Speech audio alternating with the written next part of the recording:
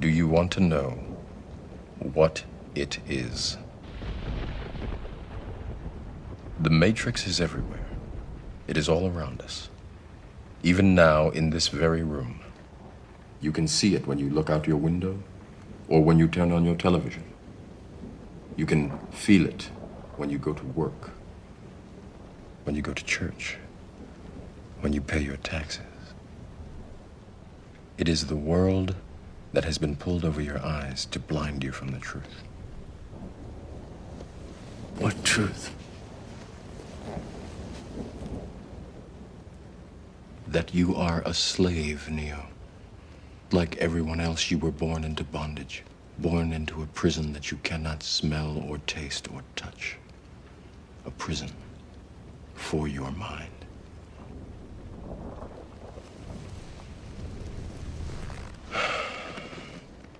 Unfortunately, no one can be told what the Matrix is. You have to see it for yourself.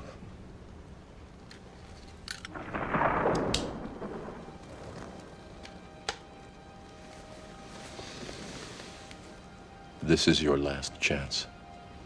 After this, there is no turning back. You take the blue pill, the story ends. You wake up in your bed and believe whatever you want to believe. You take the red pill, you stay in Wonderland, and I show you how deep the rabbit hole goes.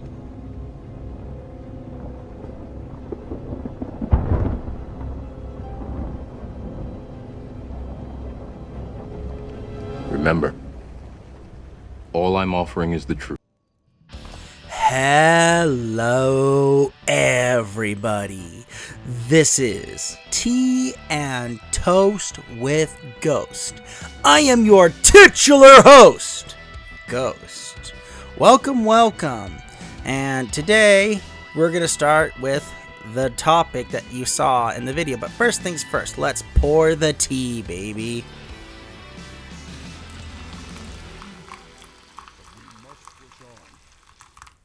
Greetings, everyone. Now, as I just stated, today we are talking about the truth of the red pill. Now, is it my truth? Your truth? Tom across the room's truth? No, it is not. Because the truth of the red pill is that it only cares about the facts of a situation. Oh, look, there's politics, there's gender inequality. Take your pick.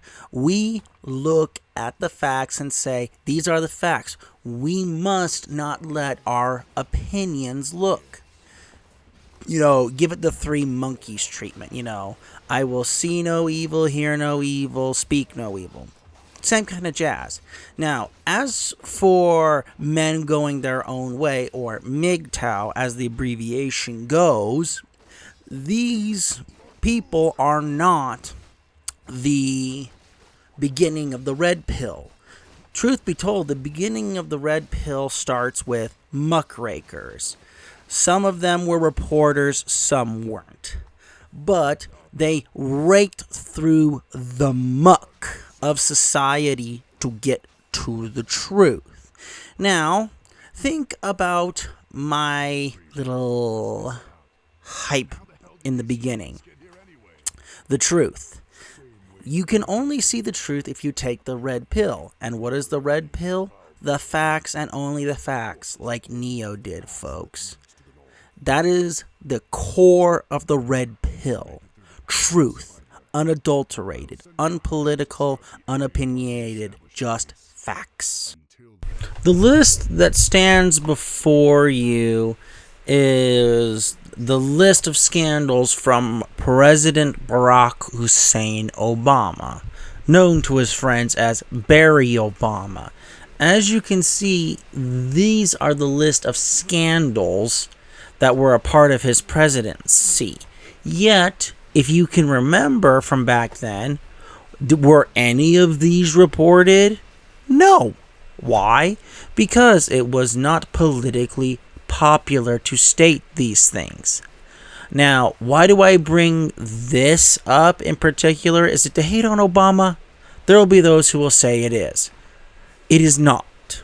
This is one of the clear-cut situations where news media is intentionally not reporting scandals that are happening. And why are they not doing it? For the sole benefit of a sitting president. This is the core concept of red pill, and this is the reason why red pill will never ever truly die. And I say that not under, what MTGOW says, men going their own way. No, I'm saying that this is the truth. That these scandals happened, and it doesn't matter what President Obama thinks or even what President Trump thinks at this point, because these happened. These all happened.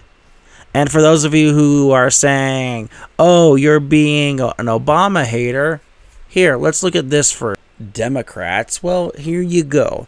This is the list of scandals when George W. Bush, not H.W. W., was president of the United States. This is the hard, fundamental truth of the red pill. That absolute truth will always be precedent first. Here you go. You have two presidents side by side. And here is a list of their scandals that neither party wants any resident of the United States of America to remember. This is the core tenet of the red pill, that we see the truth of the situation, if you will, here. So, that being the case here, this is the origin of the red pill, and this is the truth of the red pill, is that we see how far the we see how far the rabbit hole goes. And do you think that what I covered here was just the greatest political oh my gosh in years? No, this is poquito, baby, small potatoes. If I were to list almost every other member of Congress's bad actions that we have proof over, trust me, this video would be a diatribe on politicians. But sadly, I'm not here to do that. I'm here to state the truth of the red pill. And guess what? MTGOW, not the origin, just the latest thing to use it.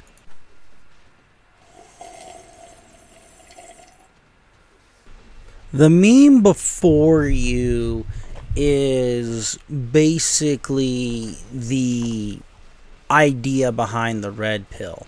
The red pill is the unpleasant truths that no one wants to talk about, no one wants to hear about. While the blue pill is the comforting lies we tell ourselves so we can sleep at night. It's comfort over the truth, as it were, because hey, who wants to hear about what happened on Epstein's Island? Or who actually doesn't not want to see what the Epstein files show? This, again, I'm going to beat this to death in this video. This is the core of the red pill. The absolute unadulterated truth in its absolute form. Now, we've gone over politics, we have memes.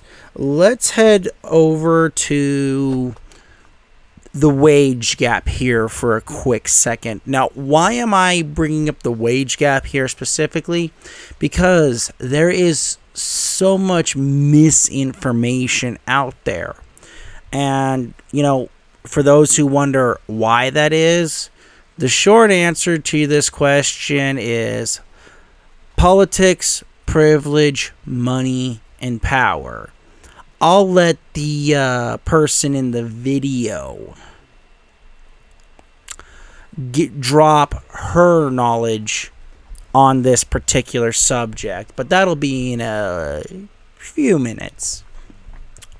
Now, to be bluntly honest here, the 77-cent wage gap is probably one of the biggest lies that's told, at least in the United States. And, sadly, the reverse is true. More and more women are going to college, while more and more men are not going to college. Some guys go into trades, others don't. But the sad truth here is that we have been lied to on an enormous scale for this. And if you think that I'm not going to pull up empirical data to back my claim here, you're very much mistaken. But we'll let Miss Summers take over for us, shall we? If for the same work women only make 77 cents for every dollar a man makes, why don't businesses hire only women? Wages are the biggest expense for most businesses, so hiring only women would reduce costs by nearly a quarter, and that would go right to the bottom line. Don't businesses want to be profitable, or are they really just bad at math? Well, actually, it's the feminists, celebrities, and politicians spreading this wage gap myth who have the math problem. Here's why. The 77 cents on the dollar statistic is calculated by dividing the median earnings of all women working full-time by the median earnings of all men working full-time. In other words, if the average income of all men is, say, $40,000 a year, and the average annual income of all women is, say, $30,800, that would mean that women earn 77 cents for every dollar a man earns. 30,800 divided by 40,000 equals 0.77. But these calculations don't reveal a gender wage injustice because they don't take into account occupation, position, education, or hours worked per week. Even a study by the American Association of University Women, a feminist organization, shows that the actual wage gap shrinks to only 6.6 cents when you factor in different choices men and women make. And the key word here is choice. The small wage gap that does exist has nothing to do with paying women less, let alone with sexism. It has to do with differences in individual career choices that men and women make. In 2009, the U.S. Department of Labor released a paper that examined more than 50 peer-reviewed studies and concluded that the oft-cited 23-cent wage gap may be almost entirely the result of individual choices being made by both male and female workers. Well, let's look at some of those choices. Georgetown University compiled a list of the 5 best-paying college majors and the percentage of men and women majoring in those fields. Number 1 best-paying major, petroleum engineering, 87% male. Number 2, pharmaceutical sciences, 48% male. 3, mathematics and computer science, 67% male. 4, aerospace engineering, 88% male. 5, chemical engineering, 72% male.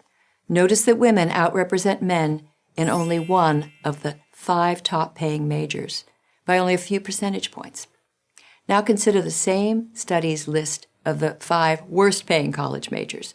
Number 1, counseling and psychology, 74% female. 2, early childhood education, 97% female.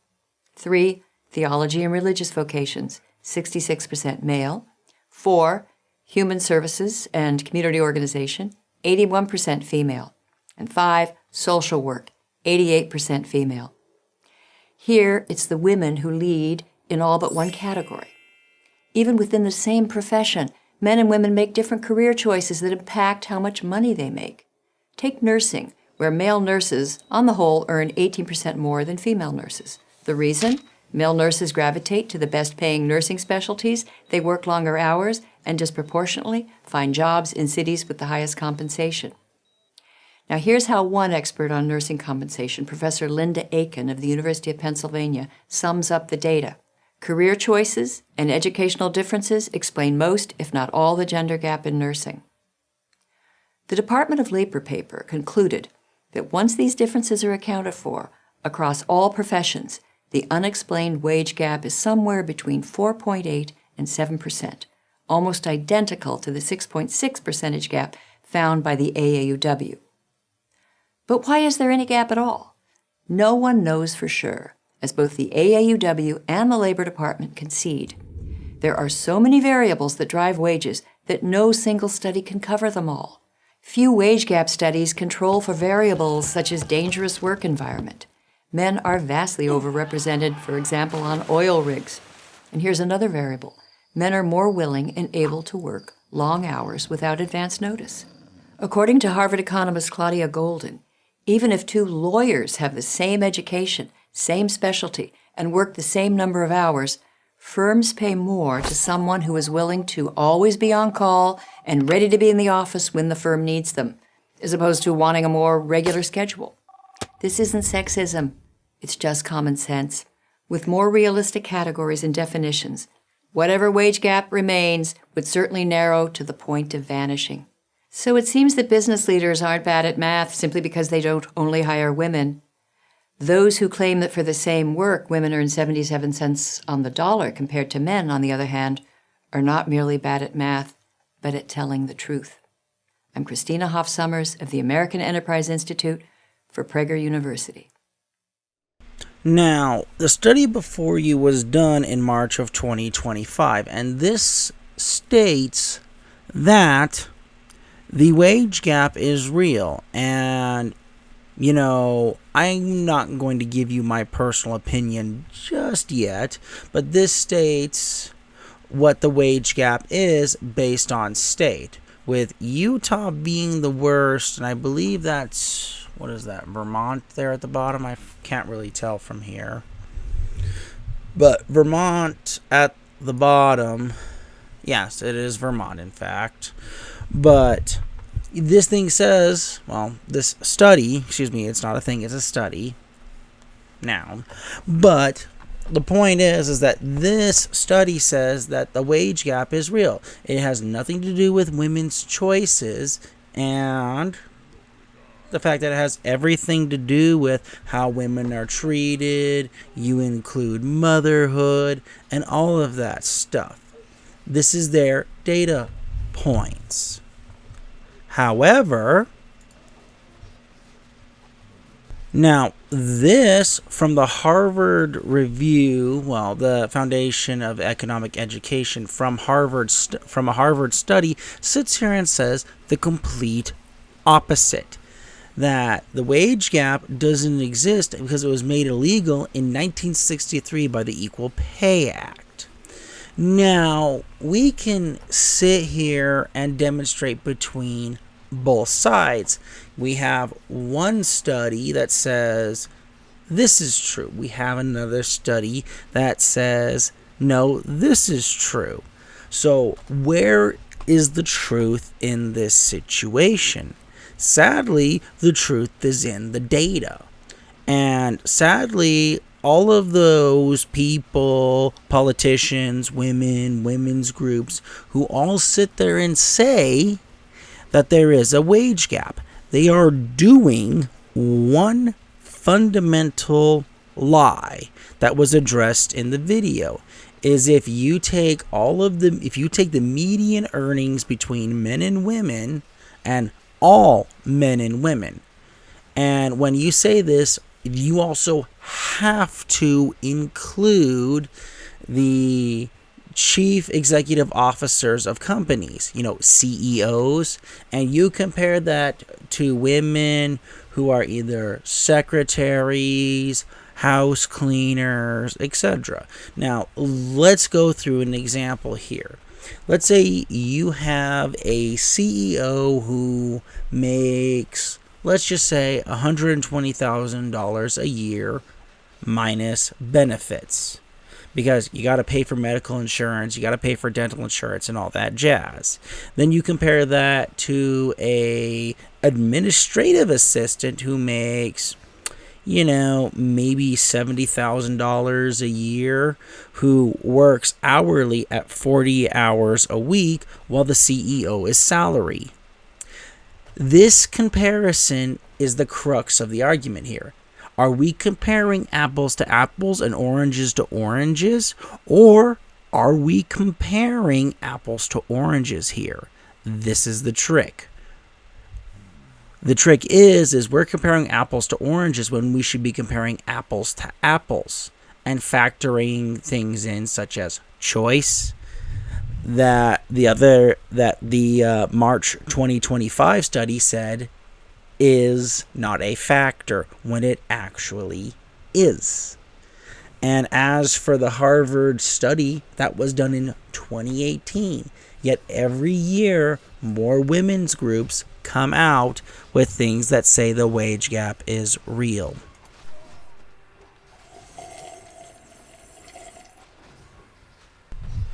So now that we've gone over the wage gap and everything, let's talk about money, power, privilege, and the elite.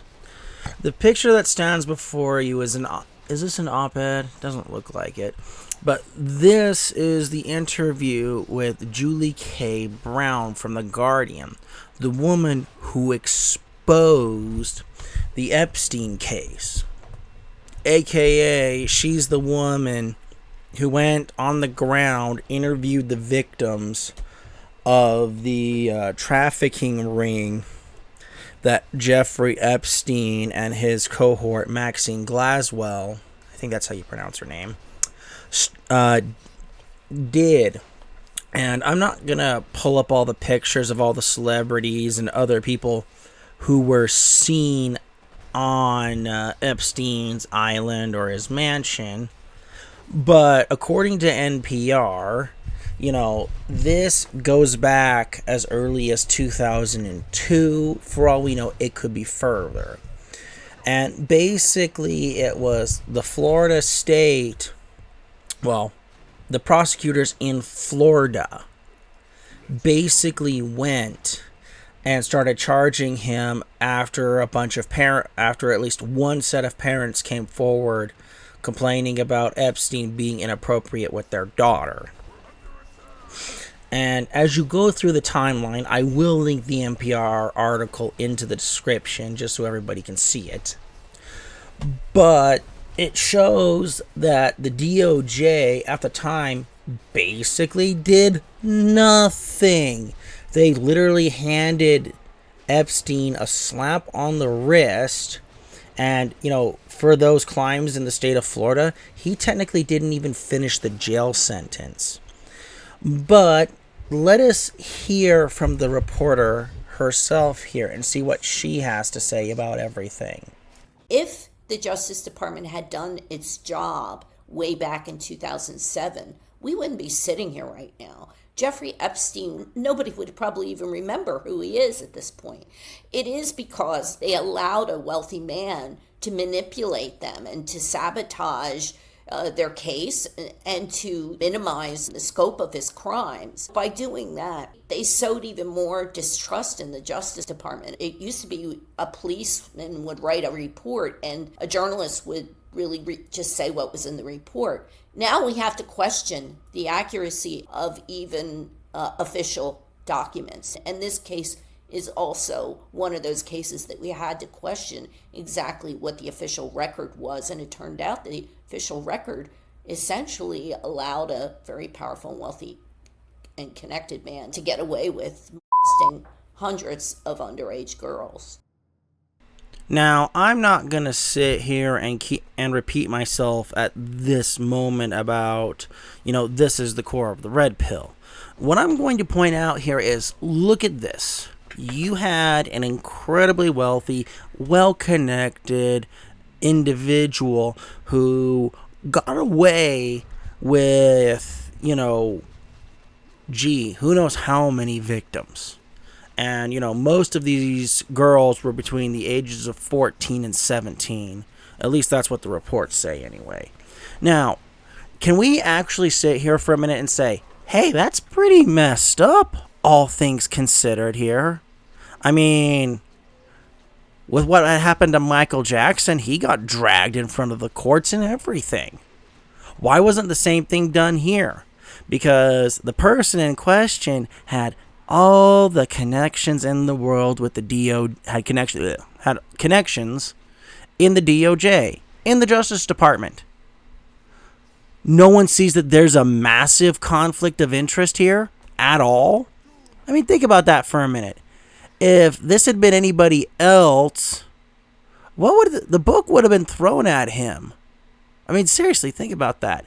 And not to mention the fact that Maxine Glaswell only recently, I think in the past 5 years, was actually charged and sentenced. Think about that for a minute, folks. It took this long, since basically 2002 to today. That's what? 23 years to actually get some measure of actual justice for the victims here? That's disgusting. Think about that.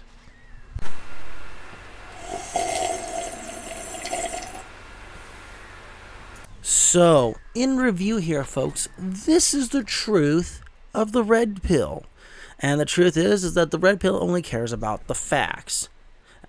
And, there's nothing wrong with that. And for those of you who say, oh, I'm still picking on things, no, I'm not. Here, boom, political scandals from 2 separate presidents. One with a big D next to his name, the other one with a big R next to his name. Both parties have their scandals. This is a fact. There is no political bias here at all. And those who sit here and say, oh, you're being a hater. I'm not being a darn hater. I am spitting the facts here. This happens in both circles of the political spectrum, or however you wanted to say it. Well, not circles, but the point is that it happens on both sides of politics. Then, boom. Oh, we're so much gender inequality. Well, make this make sense to me. Are we comparing apples to apples, oranges to oranges, or are we comparing apples to dragon fruit and dragon fruit to tangerines? For Pete's sake here.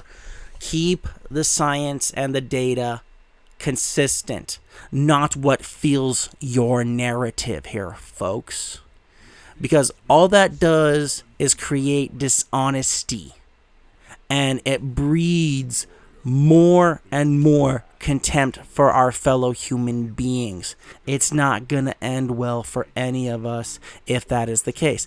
Lastly, power, privilege, and wealth. This businessman did so many terrible things to underage girls that it's a big black spot on the American justice system. And so far, the government has yet to do any form of redress of this. And again, nothing until the public was informed. That's not justice. That is, oh, we have to cover our butts here. This is not truth. This is not law. All it is a cover-up to protect the government. This is the core of the red pill, unadulterated truth. But sadly, everyone, my teacup is empty, and I must go. This is Ghost signing off. I will see everybody in the next video.